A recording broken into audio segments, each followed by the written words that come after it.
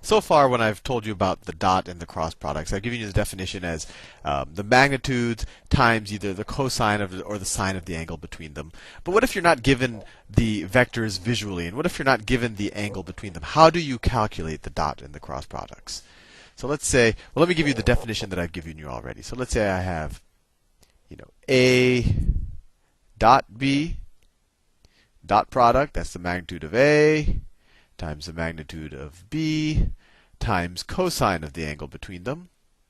A cross B is equal to the magnitude of A times the magnitude of B times sine of the angle between them, so kind of the perpendicular projections of them, times the normal vector that's perpendicular to both of them, the normal unit vector, and you figure out whether it's either, which of the two perpendicular vector it is by using the right-hand rule.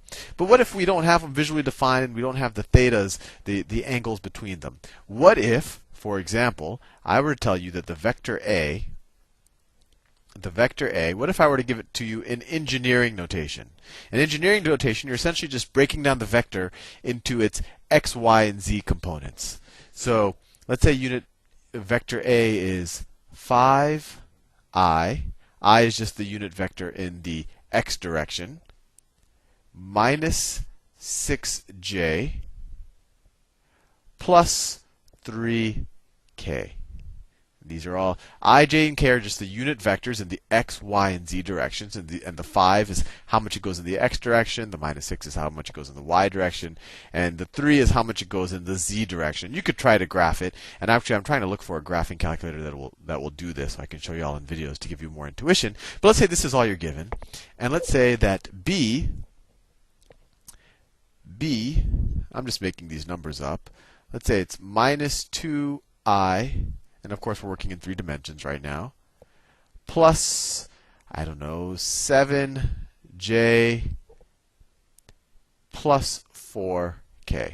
And you could graph them. But obviously, if you were given a problem, and actually, if you were actually trying to model vectors in a computer simulation, this is the way you would do it. You would break it up into the x, y, and z components, because then to add vectors, you just have to add the respective components. But how do you multiply them? Either taking the cross or the dot product. Well, it actually turns out I'm not going to prove it here, but I'll just show you how to do it. The dot product is very easy when you have it given in this notation. And actually, another way of writing this notation, sometimes it's in bracket notation. Sometimes they would rewrite this as 5 minus 6, 3, where it's just the magnitudes in the x, y, and z direction. Just want to make sure you're comfortable with all of these various notations. You could have written b as minus 2, 7, 4. These are all the same things. You shouldn't get daunted if you see one or the other. But anyway, so how do I take A dot B? This, I think you'll find fairly pleasant. All you do is you multiply the I components, add that to the j components multiplied, and then add that to the k components multiplied together. So it would be 5 times minus 2. So 5 times minus 2 plus minus 6 times 7, minus 6 times 7, plus 3 times 4. Plus 3 times 4. So it equals, what is this? Minus 10, minus 42, plus 12. So this is what? Minus 52 plus 12. So it equals minus 40. That's it. It's just a number.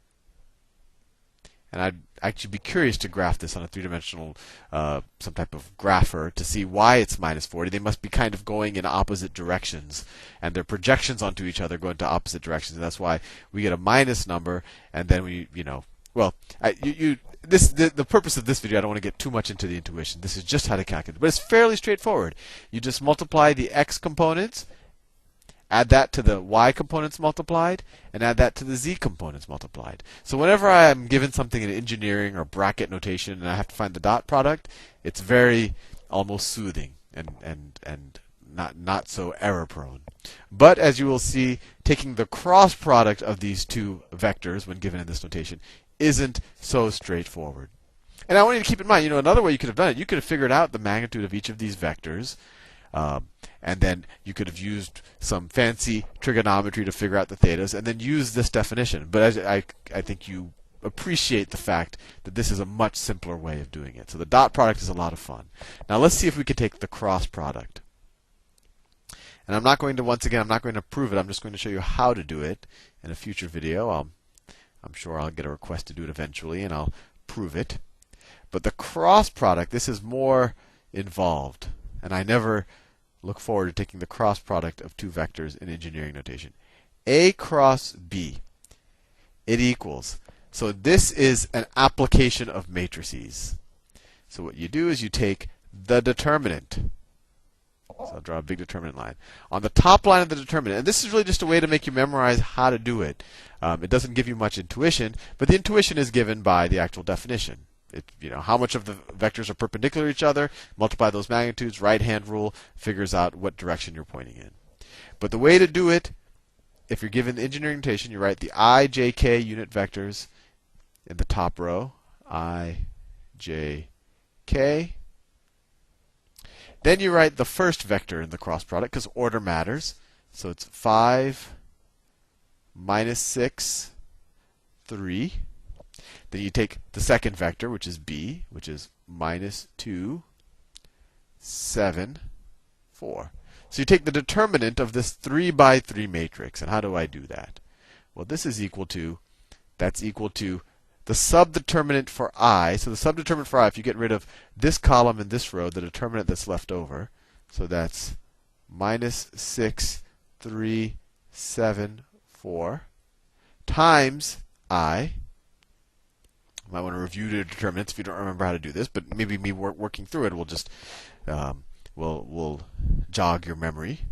And then remember, it's plus minus plus. So then minus the subdeterminant for j. What's the subdeterminant for j?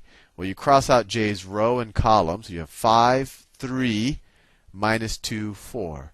So 5, 3, minus 2, 4. We just crossed out j's row and column, and what was ever left over. Those are the numbers in its subdeterminant.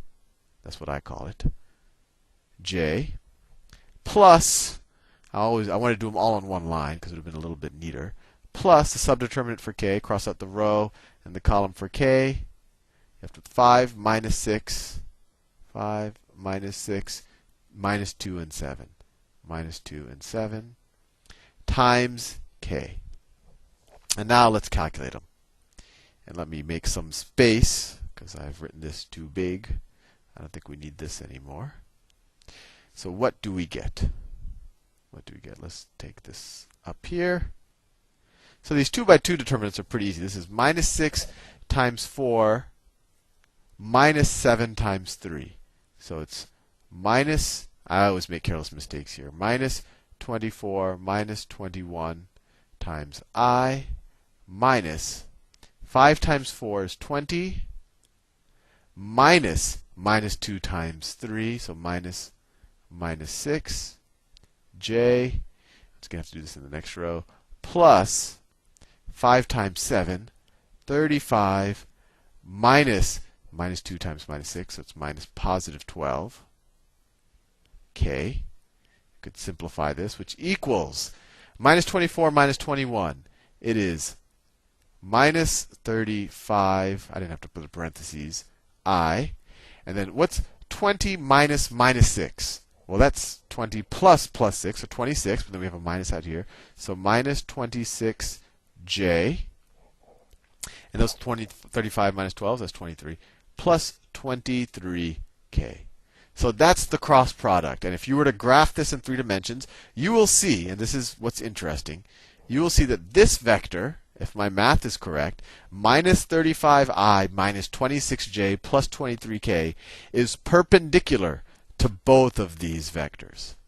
Anyway, I think I'll leave you there for now, and I will see you in the next video. And hopefully I can track down a vector graphing program, because I think it'll be fun to both calculate the dot and the cross products using the methods I just showed you, and then to graph them and to show that it really does work, that this vector really is the right hand, it really is perpendicular to both of these and pointing in the direction as you would predict using the right hand rule.